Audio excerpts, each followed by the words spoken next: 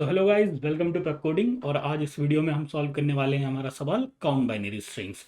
तो सवाल आपको समझा देता हूँ। सवाल बड़ा सिंपल है। आपको दिया जाएगा n का एक वैल्यू यानी कि एक इंटीजर, और वो बेसिकली बता रहा होगा आपको साइज। तो अगर आपको दिया गया है n इक्वल टू 3, तो आपको बस बताना है कि तीन साइज की कितनी बाइनरी स्ट्रिंग्स हो सकती है। तो देख लेते हैं। तीन साइज होगा, यही होगा। हर एक पोजीशन के लिए हम क्या डाल सकते हैं, इसमें जीरो डाल सकते हैं, वन डाल सकते हैं। अगेन इस पोजीशन पे जीरो डाल सकते हैं, वन डाल सकते हैं, या इस पोजीशन पे जीरो डाल सकते हैं, वन डाल सकते हैं। ठीक है। तो अगर हमें तीन दिया गया है साइज, तो कितनी बाइनरी स्ट्रिंग्स बनी? 2 टू द पावर 3। ठीक है। तो आप में से कुछ लोग शायद अभी सोच रहे होंगे कि ये किस तरीके का सवाल है। इसका आंसर तो 2 टू द पावर n है। तो उनके लिए मैं कहना चाहूँगा, रुको ज़रा, सब्र करो। आगे बढ़ते हैं। इस सवाल में एक और पार्ट है, वो आपको ये कहता है कि कोई भी बाइनरी स्ट्रिंग ऐसी नहीं हो सकती जिसमें दो कंसेक्यूटिव जीरोज हों। ये अलाउड नहीं है। ठीक है। तो बेसिकली मैं कहना ये चाहता हूँ कि अगर आपको साइज दिया गया है 3, तो 100 अलाउड नहीं है, 001 अलाउड नहीं है। इस टाइप की कोई भी स्ट्रिंग जिसमें दो कंसेक्यूटिव जीरोज हैं वो अलाउड नहीं है। तो आशा करता हूँ आपको सवाल समझ आ गया होगा। अब बढ़ते हैं इसके सॉल्यूशन की तरफ। अगर आप खुद से सवाल को सॉल्व करने का ट्राई करना चाहते हैं तो यहीं पे वीडियो रोक दीजिए। तो चलिए मैं बढ़ता हूँ इसके सॉल्यूशन की तरफ। ठीक है। तो मैं आप लोगों को बताना चाहता हूं कि इस सवाल से, जो कि हमारा काउंट बाइनरी स्ट्रिंग, एक नई टाइप की प्रॉब्लम्स की सीरीज डीपी में शुरू हो जाएगी, जिसे हम कहते हैं इंक्लूड एक्सक्लूड प्रॉब्लम्स। ठीक है। Include exclude problem. और ऐसा नहीं है कि इसे हम किसी और तरीके से सॉल्व करेंगे, इसे हम वैसे ही सॉल्व करेंगे जैसे हम बाकी डीपी के सवालों को सॉल्व किया करते थे। तो बेसिकली रिश्ता वही, सोच नहीं। तो आगे बढ़ते हैं। डीपी के सवालों को हम कैसे सॉल्व किया करते थे। अगर आप लोगों को याद होगा तो पहले हम स्टोरेज और उसकी मीनिंग डिफाइन करते थे, स्टोरेज एंड मीनिंग। फिर हम कोशिश करते थे कि स्टोरेज और मीनिंग के बाद हमें पता चल जाए कि हमारी डायरेक्शन क्या है। बेसिकली डायरेक्शन का मतलब क्या हुआ करता था कि छोटी प्रॉब्लम कौन सी है, और फिर छोटी प्रॉब्लम से आगे बढ़ते हुए अपनी बड़ी प्रॉब्लम को सॉल्व करते थे। तो उसे हम कहा करते थे ट्रैवल एंड सॉल्व। ठीक है। यही टेक्निक लगाएंगे और इस सवाल को कर देंगे सॉल्व। तो कोशिश करते हैं। पहले मैं कुछ ड्रॉ कर लूँ यहाँ पे। चलिए, ओके, ये थोड़ा टेढ़ा हो गया। फिर से कोशिश कर लेता हूँ, क्या पता बारी सीधा बने। तो ठीक है, इतने से काम चल जाएगा। और ठीक है, ये लाइन काम दे देगी। ओके। तो बेसिकली यहाँ पे मैं लिख रहा हूँ ज़ीरो, यहाँ पे लिख रहा हूँ वन, और n इक्वल टू 6 के लिए इस सवाल को करने की कोशिश करते हैं सॉल्व। तो ये तक काउंटिंग लिख देता हूँ, ज़ीरो, वन। सीधी लाइनें खींचना थोड़ा मेरे लिए डिफिकल्ट रहता है, तो प्लीज़ माइंड मत कीजिएगा। दो, ठीक है, तीन, चार, पाँच, और आखिरी हमारा क्या है, छः। ठीक है। तो ये बन गई है हमारी डीपी की टेबलाइजेशन, राइट। अब कोशिश करते हैं इसे टेबलाइजेशन से सॉल्व करने की। तो सबसे पहले स्टोरेज एंड मीनिंग। तो स्टोरेज के लिए मैं कह रहा हूँ कि मैं ले रहा हूँ दो वन डायमेंशनल एरेज। ठीक है। इसे भी मैं कह रहा हूँ एक वन डायमेंशनल एरे, इसे भी मैं कह रहा हूँ एक वन डायमेंशनल एरे। और जब मैं कहता हूँ वन डायमेंशनल एरे, तो ये मैं कहीं नहीं कह रहा कि ये मैं जीरो वन की 2D एरे ले रहा हूँ। ऐसा नहीं है। मैं जीरो के लिए एक 1D एरे ले रहा हूँ और वन के लिए एक 1D एरे ले रहा हूँ। ऐसा मैं क्यों कर रहा हूँ ये आपको समझ आ जाएगा बेसिकली, क्योंकि ये एक इंक्लूड एक्सक्लूड प्रॉब्लम है। वो अभी देखते हैं। ठीक है। अब हम बढ़ते हैं। स्टोरेज हमने डिफाइन कर लिया है, क्या होगा। मीनिंग डिफाइन कर देते हैं, क्या होगी। इस तीन पे आ जाते हैं। ठीक है। तो इस तीन के लिए बात करते हैं इस ब्लॉक की। ठीक है। तो इस ब्लॉक की अगर मैं बात करते हुए आपसे पूछूं कि इस ब्लॉक की मीनिंग क्या है, तो मैं कह रहा हूं कि इस ब्लॉक की मीनिंग होगी कि तीन साइज की ऐसी मैं कितनी बाइनरी स्ट्रिंग्स बना सकता हूं, कितनी बाइनरी स्ट्रिंग बना सकता हूं जो जीरो पे एंड होती हूं। ठीक है। आसान सा है। आशा करता हूँ समझ आ गया होगा। मीनिंग ये है कि अगर इस ब्लॉक की बात करूं, तो तीन साइज की ऐसी मैं कितनी बाइनरी स्ट्रिंग बना सकता हूं जिसके एंड में वन आ रहा होगा। ठीक है। तो ये है हमारा स्टोरेज और ये है मीनिंग। हो सकता है आपको अभी समझ ना आया हो, बिल्कुल बिल्कुल ये एक पॉसिबिलिटी है। तो जैसे जैसे हम इस डीपी को बढ़ते जाएंगे वैसे वैसे आपको समझ आता जाएगा, तो उसकी चिंता आप कीजिए मत। आगे बढ़ते हैं डायरेक्शन की ओर। ठीक है। डायरेक्शन क्या होता है। डायरेक्शन हम बेसिकली क्या करते हैं कि अपना छोटा प्रॉब्लम फाइंड करते हैं, फिर उसके बाद आगे सॉल्व करते हैं, ठीक है। तो छोटा प्रॉब्लम फाइंड कर लेते हैं। अगर n की वैल्यू 0 है, ठीक है, तो मैं ऐसी कितनी बाइनरी स्ट्रिंग बना सकता हूँ जिनके एंड में 0 आता हो? ऑब्वियसली 0। अगर n की वैल्यू 0 है तो मैं क्या क्या ही डालूंगा, ना 0 डाल सकता हूँ ना 1 डाल सकता हूँ। तो 0 के लिए भी 0, 1 के लिए भी 0। ठीक है, आगे बढ़ते हैं। 1 के लिए, 1 के लिए मैं कहता हूं कि अगर n की वैल्यू 1 है तो मैं ऐसी कितनी बाइनरी स्ट्रिंग बना सकता हूं जिनके एंड पे 0 है? मैं कहता हूं एक बाइनरी स्ट्रिंग बना सकते हैं, और 1 के लिए भी हम एक बाइनरी स्ट्रिंग बना सकते हैं। अब सवाल ये है कि हमें केवल काउंट करना है, बट मैं यहाँ पे आपको लिख के भी दिखा देता हूँ ताकि आपको समझ आ जाए। तो कौन सी वो ऐसी बाइनरी स्ट्रिंग होगी 1 साइज के लिए जिसके एंड में 0 है? स्वयं 0 इटसेल्फ, राइट। 1 के लिए कौन सा होगा? खुद 1 होगा। अगर साइज 1 है तो एंडिंग विद 0 क्या होगा? 0 ही होगा। एंडिंग विद 1 वाली कितनी बना सकते हो? एक ही बना सकते हैं, 1, ठीक है। तो ये हमने डिफाइन कर दी हमारी छोटी प्रॉब्लम क्या है। डायरेक्शन हमें पता चल गई, यहाँ से आगे को बढ़ के भरते भरते जाएंगे, ठीक है।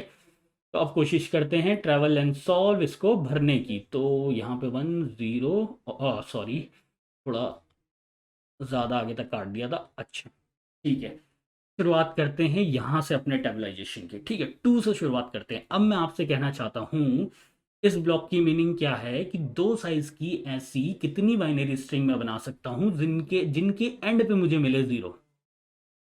तो मैं आपसे कहूँगा कि एक ही बना सकता हूँ, और वो एक होगी क्या? वो एक होगी 1 0, ठीक है। क्यों? देखिए, एक साइज की जब बात की थी तो 0 से एंड होने वाली कितनी स्ट्रिंग बनाई थी? एक ही बनाई थी 0। और 1 से एंड होने वाली कितनी बनाई थी? एक ही बनाई थी 1।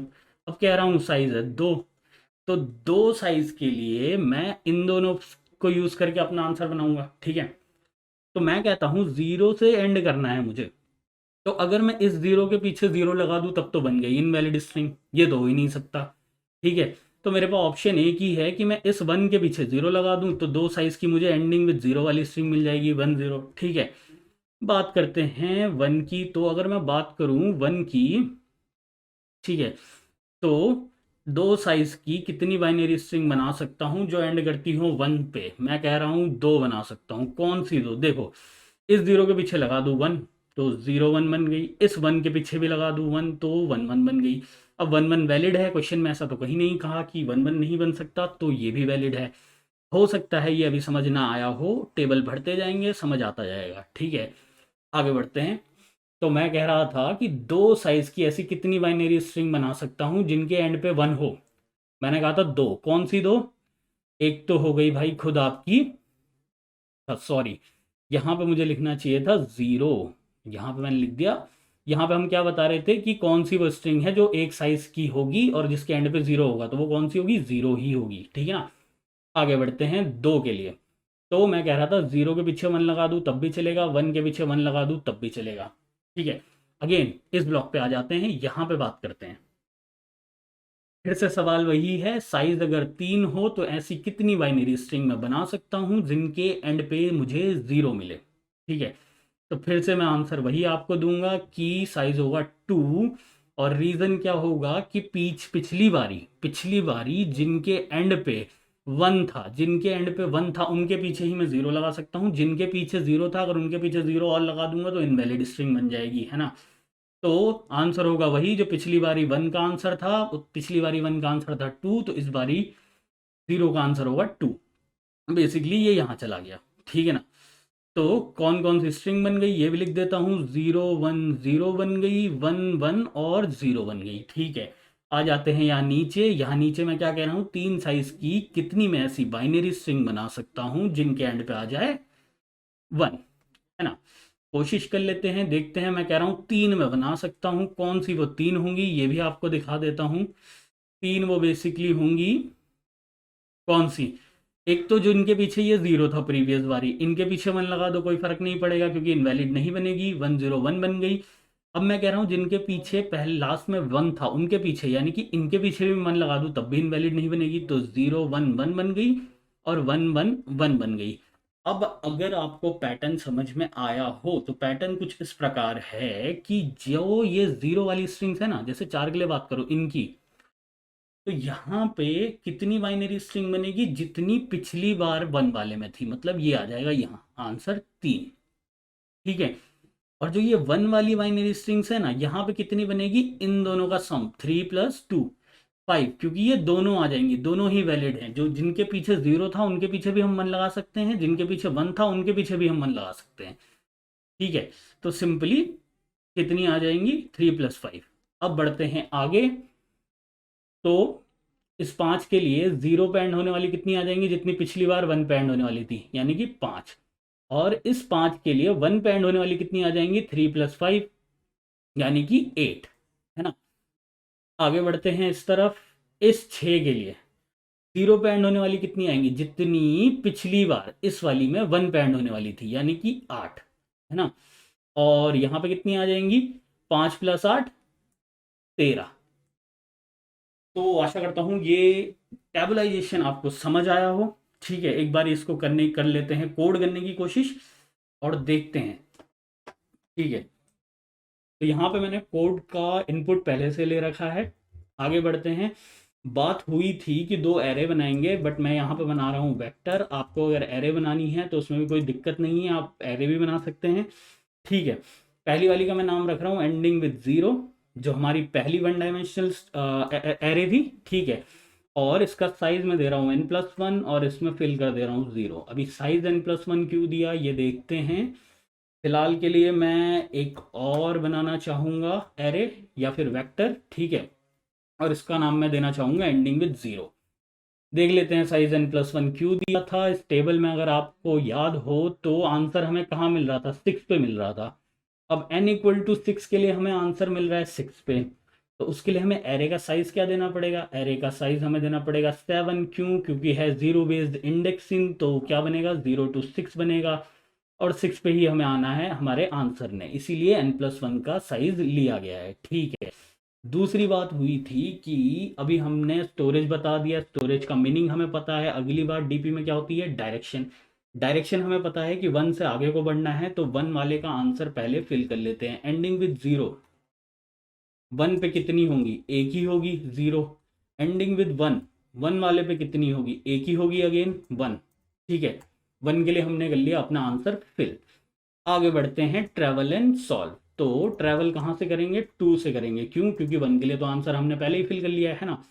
कहाँ तक चलेंगे, <= n तक चलेंगे। रीजन क्या है कि हमें अपना आंसर कहाँ पे मिल रहा है, n पे मिल रहा है, तो कहाँ तक चलेंगे, n तक चलेंगे। ठीक है, आगे बढ़ते हैं। तो बात हुई थी कि एंडिंग विद 0 जो है, एंडिंग विद 0 जो है वो कितनी होंगी, जो प्रीवियस पे एंडिंग विद 1 थी। तो एंडिंग विद 1 प्रीवियस मतलब i-1 पे जो थी, उतनी इस समय एंडिंग विद 0 होंगी। अगेन आगे बढ़ते हैं। एंडिंग विद 1 कितनी होंगी, एंडिंग विद 1 उतनी ही होंगी जितनी प्रीवियस पे एंडिंग विद 1 थी, i-1। ठीक है, और एंडिंग विद 0 थी, दोनों का सम i-1। ठीक है, तो यही था सिंपली हमारा कोड। अब हम जानते हैं कि आंसर हमें हमारा कहाँ पे मिल रहा होगा, nth पोजीशन पे मिल रहा होगा, तो उसे कर देते हैं प्रिंट सी आउट। ऐड कर लेंगे एंडिंग विद 0 nth पोजीशन पे जो आंसर था, प्लस एंडिंग विद 1 पे nth पोजीशन पे जो आंसर था। ये हमें दे देगा हमारा total number of binary strings जो बन सकती हैं वैलिड।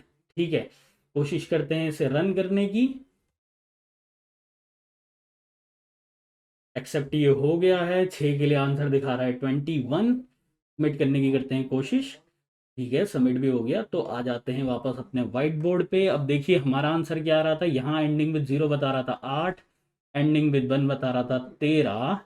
तो 13 + 8 21, बिल्कुल सही हमारा ड्राई रन हुआ था। तो अब बढ़ते हैं आगे। एक छोटी सी बात इसमें और बच गई है, वो आपको बता देता हूँ, फिर इस वीडियो का मोटिव हमारा हो जाएगा ख़त्म। ठीक है, तो n = 6 के लिए सॉल्व कर रहे थे।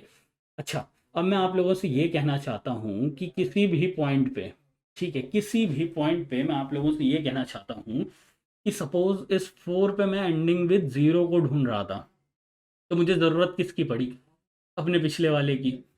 इस 4 पे मैं एंडिंग विद 1 ढूंढ रहा था, मुझे ज़रूरत किसकी पड़ी, अपने पिछले वाले की। क्या उसके पीछे वालों से मेरा कोई वास्ता था, नहीं था। ठीक है, तो क्या हम ये कर सकते थे कि दो 1 डायमेंशनल एरे की जगह सिंपली 2 वेरिएबल बना देते, शायद शायद नहीं, ऑब्वियसली वो स्पेस के लिए ज़्यादा ऑप्टिमाइज्ड होता। तो मैं कह रहा हूँ कि ये जो पहली 1D एरे थी ना, जो एंडिंग विद ज़ीरो वाली एरे थी, इसकी जगह पे मैं एक वेरिएबल बना दूँ एंडिंग विद ज़ीरो, और जो एंडिंग विद वन वाली एरे थी उसकी जगह पे मैं एक वेरिएबल बना दूँ एंडिंग विद वन, तो भी मेरा काम चल जाएगा, है ना। चला के देखते हैं काम एक बारी, फिर बात करेंगे कैसे चला काम, ठीक है। तो इन दोनों वेक्टरों की जगह मैं क्या बना लूँगा, दो वेरिएबल बना लूँगा, एंडिंग विद ज़ीरो और एंडिंग विद वन। अब चलाते हैं अपना काम। Ending with zero, base case वही है, वेरिएबल बस चेंज कर दिए हैं। एंडिंग विद ज़ीरो अगर वन के लिए हम बात करें तो एक ही होगा, एंडिंग विद वन भी एक ही होगा, ठीक है। लूप भी वहीं चलेगा, ट्रैवल एंड सॉल्व वैसे ही करेंगे, टू से स्टार्ट करेंगे एन तक बढ़ेंगे। अब यहाँ पे एक ट्विस्ट छोटा सा आ जाता है कि मैं कहता हूँ एंडिंग विद ज़ीरो, यहाँ पे बनाऊंगा एक temporary variable, temporary ending with zero is equal to क्या था, जो प्रीवियस में एंडिंग विद वन था, ठीक है। और टेम्परेरी एंडिंग विद वन क्या होगा, जो प्रीवियस में एंडिंग विद ज़ीरो था प्लस जो प्रीवियस में एंडिंग विद वन था, ठीक है। और यहाँ क्या कर लूँगा, एंडिंग विद ज़ीरो को असाइन कर दूंगा टेम्परेरी एंडिंग विद ज़ीरो, और एंडिंग विद वन को असाइन कर दूंगा टेम्परेरी एंडिंग विद वन। तो हो सकता है ये अभी समझ ना आया हो, अभी इसका करेंगे ड्राई रन और सब कुछ हो जाएगा क्लियर। आंसर में क्या, अब ये एरे नहीं वेरिएबल हैं, तो सी आउट क्या करेंगे, एंडिंग विद ज़ीरो और एंडिंग विद वन, ठीक है। पहले से चलाने की कोशिश करते हैं, फिर इसे लेके चलते हैं ड्राई रन करने के लिए। तो चलिए, चल तो ये रहा है, अब उठा लेता हूँ उसे और दिखा देता हूँ एक छोटा सा ड्राई रन आप लोगों को, ठीक है। ये थोड़ा सबमिट होने में टाइम लगा रहा है ये। चलिए, सही आंसर है तो उठा लिया जाए। ले चलते हैं इसे अपने वाइट बोर्ड पे, और आप लोगों को आशा करता हूँ ये दिखाई दे रहा होगा। इसको थोड़ा बड़ा कर देता हूँ, ठीक है। तो देखिए, बात हुई थी सिंपल कि एरे की जगह यूज़ कर लेंगे दो वेरिएबल, तो ये बनाए दो वेरिएबल, बेस केस दे दिया इसे वही जो सबके लिए था, बेस केस एग्जैक्टली वही दिया जो सबके लिए था। एंडिंग विद ज़ीरो और एंडिंग विद वन दोनों होंगे वन, अगर नंबर होगा वन, यानी कि एन अगर साइज दिया होगा वन, तो एंडिंग विद ज़ीरो और एंडिंग विद वन दोनों होंगे वन, ठीक है। आगे बढ़े, आगे बढ़े, ट्रैवल एंड सॉल्व करना शुरू किया। अब यहाँ पे यूज़ किए दो टेम्परेरी वेरिएबल, बस मेरा मोटिव ये है ये बता दूँ ये टेम्परेरी वेरिएबल मैंने यूज़ क्यों किए। देखिए, अगर मैं फोर के लिए कैलकुलेट करने की कुछ कोशिश कर रहा हूँ ना, इस फोर के लिए, तो मुझे ज़रूरत है ज़ीरो वाले में इस प्रीवियस वाले इसके वंस की, है ना। इसमें कितने वन थे उसकी मुझे ज़रूरत है फोर के लिए ज़ीरो कैलकुलेट करने के लिए। तो इस ज़ीरो को कैलकुलेट करने के लिए मैं फोर के वन को तो यूज़ कर लिया। अब अगर मैं यहाँ टेम्परेरी वेरिएबल की जगह सिंपली एंडिंग विद ज़ीरो लिख देता ना, तो इस एंडिंग विद ज़ीरो में कौन सी वैल्यू होती, इस फोर के लिए जो एंडिंग विद ज़ीरो की वैल्यू आई थी, क्या आई थी, तीन आई थी, तीन होती, ठीक है। अब मैं जब कोशिश करता इस फोर के लिए एंडिंग विद वन फाइंड करने की, यानी कि ये फाइंड करने की ना, तो मुझे किसकी ज़रूरत थी, इस टू की ज़रूरत थी, इस थ्री की ज़रूरत थी। बट ये टू अब अपडेट होके बन गया है थ्री, तो मेरा आंसर हो जाता गलत। आशा करता हूँ आपको समझ आ रहा होगा। मैं बेसिकली ये कहना चाहता हूँ कि इस फोर के लिए अगर मैं एंडिंग विद जीरो को अपडेट कर देता ना, तो इस एंडिंग विद वन को फाइंड करने में मुझे हो जाती दिक्कत। इसीलिए मैंने क्या किया, सिंपली दो बना लिए टेम्परेरी वेरिएबल, ये दो टेम्परेरी वेरिएबल बना लिए, और इस फोर के लिए पहले टेम्परेरी वेरिएबल्स को कर लिया सॉल्व, और उसके बाद एंडिंग विद जीरो और एंडिंग विद वन को अपडेट कर लिया ताकि फाइव के लिए कैलकुलेट कर सकूँ, ठीक है। तो आशा करता हूँ आप लोगों को समझ आया होगा, और अगर आपको हमारी वीडियोस पसंद आती हैं तो प्लीज़ वेब कोडिंग को लाइक सब्सक्राइब कर लें। धन्यवाद।